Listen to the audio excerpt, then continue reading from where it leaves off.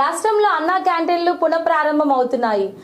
IT విద్యాశాఖ మంత్రి నారా లోకేష్ తన సొంత నియోజకవర్గంలో 2 చోట్ల అన్నా క్యాంటీన్లను ప్రారంభించారు. ఏ ప్రభుత్వం వచ్చినా క్యాంటీన్ కొనసాగేలా శాశ్వత నిధి ఏర్పాటు చేస్తామని లోకేష్ పేర్కొన్నారు. ప్రజల విరాళాలతో అన్నా క్యాంటీన్లు శాశ్వతంగా కొనసాగుతున్నాయన్నారు. చట్టాలు ఉల్లంఘించిన వారిని అరెస్టు చేయడం తప్ప అని మంత్రి లోకేష్ ప్రశ్నించారు. వర్సిటీల్లో త్వరలోనే ఉపకులపతులను నియమిస్తామని ఈ సందర్భంగా వెల్లడించారు. 5 రూపాయలు అన్న క్యాంటీన్ 5 రూపాయలు భోజనం పెడతానని మేము హామీ ఇచ్చాం, అది అమలు చేశాం. అసలు అన్న క్యాంటీన్ గురించి మాట్లాడే హక్కు వాళ్ళకి ఎక్కడి నుంచి వచ్చింది? సూటిగా ప్రశ్నిస్తున్నా. ఆ ఫేక్ జగన్ ని నేను సూటిగా ప్రశ్నిస్తున్నా. అన్న క్యాంటీన్ గురించి మాట్లాడే హక్కు నీకు ఎవరిచ్చారు? అన్న క్యాంటీన్ మూసేసింది మీరు, మళ్ళీ మీకు మాట్లాడే హక్కు ఎవరిచ్చారు? ఇంకోటి అడుగుతున్నా, దాతలు రమ్మంటున్నా, తప్ప అది? అకౌంట్ ఇచ్చా, అది ఏ account? Government of Andhra Pradesh account. ఎందుకంత భయపడుతున్నారు? అంటే వాళ్ళలాగా లిక్కర్లో సొంత అకౌంట్లు మేము ఎప్పుడు పెట్టుకోం స్వామి, వాళ్ళలాగా ఇసుకలో మేము సొంత అకౌంట్లు మేము పెట్టుకోం. ఏం వచ్చినా ప్రభుత్వానికి ఇస్తాం, ప్రభుత్వం నడుస్తూ ఉంటుంది. అన్న క్యాంటీన్ ఒక వ్యవస్థగా ఏర్పాటు చేయాలి, శాశ్వతంగా నడవాలనే ఆలోచనతో మేము ఉన్నాం. దాతలు ముందరకు వస్తారు, దాతలు ఆదుకుంటారు, ఒక నిధి ఏర్పాటు చేస్తాం. ఆ నిధి నుంచి వచ్చే ఇంట్రెస్ట్ కానీ ఎన్ని ఖర్చు పెట్టి అన్న క్యాంటీన్లు అద్భుతంగా నడిపిస్తుంది తెలుగుదేశం, జనసేన, భారతీయ జనతా పార్టీ ప్రభుత్వం. మీ అందరు తెలుసు, ఎన్నికల ముందల నరసింహస్వామి గారు కూడా వ్యక్తిగతంగా నేను కూడా ఆనాడు ఆభరణాలు ఇవన్నీ అందిస్తాం జరిగింది. చాలా మంది నాకు వచ్చి చెప్పారు, మొత్తం గుడిని, ఓనేరుని, పానకాల స్వామి కూడా మొత్తం ఆ ప్రాంతం అభివృద్ధి చేస్తే బాగుంటుందని చెప్పారు. నాకు కూడా చాలా మంది వచ్చి ప్రజా దర్బార్లో కలిసినప్పుడు కొన్ని ఫిర్యాదులు ఇచ్చారు. దాని మేరకు మీరే చూసారు, కొన్ని యాక్షన్ కూడా తీసుకుంటాం జరిగింది. గత 5 సంవత్సరాలు అన్ని వ్యవస్థల్ని గత ప్రభుత్వం భ్రష్టు పెట్టించింది. అవన్నీ ఒక కొలికి తీసుకురావాల్సిన బాధ్యత నా పైన ఉంది. తొలి 100 రోజుల్లోనే మీరు మార్పు చూస్తారు. గుడికి వచ్చేగల నేను అనేక మందితో మాడుతున్నా, ప్లానర్స్తో డిస్కస్ చేస్తున్నా, ఎలా చేస్తే బాగుంటుంది, అభివృద్ధి ఎలా చేస్తే బాగుంటుంది, గెస్ట్ హౌస్లు, కాటేజీలు ఎక్కడ ఏర్పాటు చేయాలి, భక్తులకి ఎలాంటి ఇబ్బంది లేకుండా మనం గుడిని అభివృద్ధి చేస్తే బాగుంటుంది ఆలోచనతోనే ఉన్నా. వాళ్ళతో చర్చించా, అది త్వరలోనే ఆ మాస్టర్ ప్లాన్ ప్రజల ముందర పెడతాం. ఇంకా మంగళగిరి నియోజకవర్గ ట్రాఫిక్ కూడా చాలా పెద్ద సమస్య. నెల్లూరు నగరంలో అన్నా క్యాంటీన్లను మంత్రులు నారాయణ, ఆనం ప్రారంభించారు. ఈ సందర్భంగా నారాయణ మాట్లాడుతూ ఈ రోజు రాష్ట్ర వ్యాప్తంగా 99 క్యాంటీన్లు ప్రారంభించామని తెలిపారు.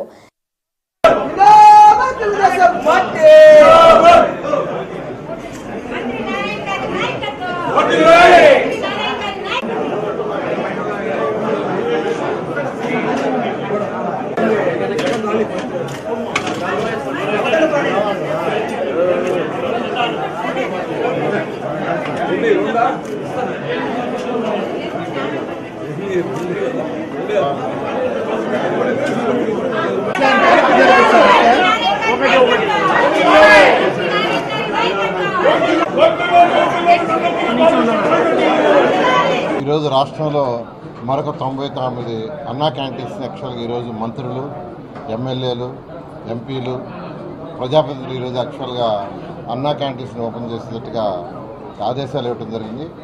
దాని మీద ఈరోజు మార్నింగ్ 7:30కి రాష్ట్రంలో మిగిలిన 99 అన్నా క్యాంటీన్స్ ప్రారంభమైనాయి.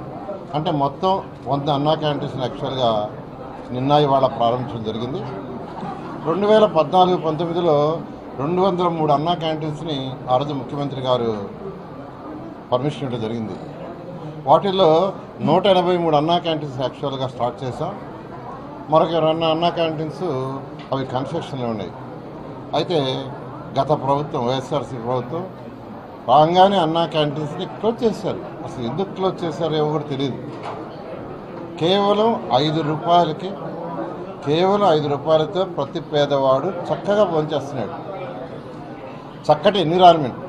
అసలు భారతదేశంలో బహుశా ఎక్కడ కూడా ఇలాంటి ఎన్విరాన్మెంట్ ఎక్కడ అన్నా క్యాంటీన్స్ లేవు.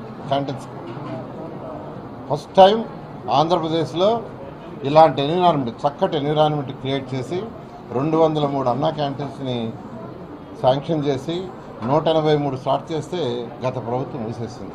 కావాల్సింటే వాళ్ళు 1 రూపాయికి ఇచ్చి ఉండొచ్చు. మేము 5 రూపాయలు పెడితే పేదలకు సేవ చేయాలనుకుంటే 1 రూపాయికి ఇచ్చి ఉండొచ్చు, లేదా పేరు మార్చుకొని ఉండొచ్చు.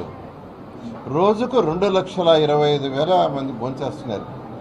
ప్రతిరోజు అన్నా క్యాంటీన్స్లో 2,25,000 మంది. అలాంటి దాన్ని క్లోజ్ చేశారు. ఎక్కడ పెట్టి అన్నా క్యాంటీన్స్?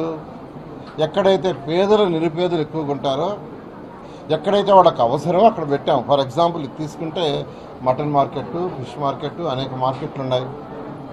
ఇక్కడ కూలీనాలు చేసుకునే వాళ్ళు ఉన్నారు, మార్కెట్లో కూరగాయలు అమ్ముకునే వాళ్ళు ఉన్నారు, ఫిష్ మార్కెట్లో ఫిష్, మటన్ మార్కెట్లో.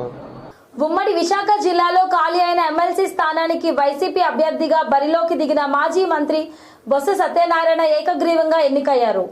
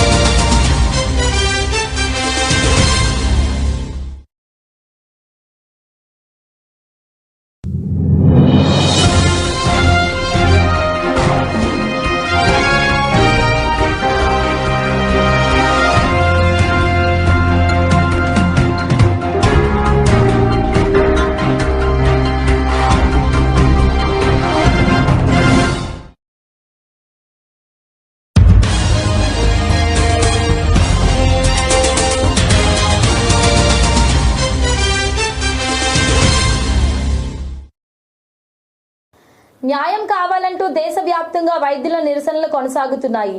రక్షణ కల్పించాలనే డిమాండ్తో దేశవ్యాప్తంగా వైద్యులు ఆందోళన బాట పడుతున్నారు.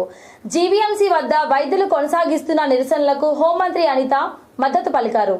డాక్టర్పై అత్యాచారం, హత్య ఘటన దేశాన్ని కుదిపేస్తున్న సమయంలో ఆసుపత్రి జూనియర్ డాక్టర్లు, నర్సింగ్ సిబ్బంది ఆందోళన తీవ్రతరం చేస్తూ నిరసన ర్యాలీ చేపట్టారు.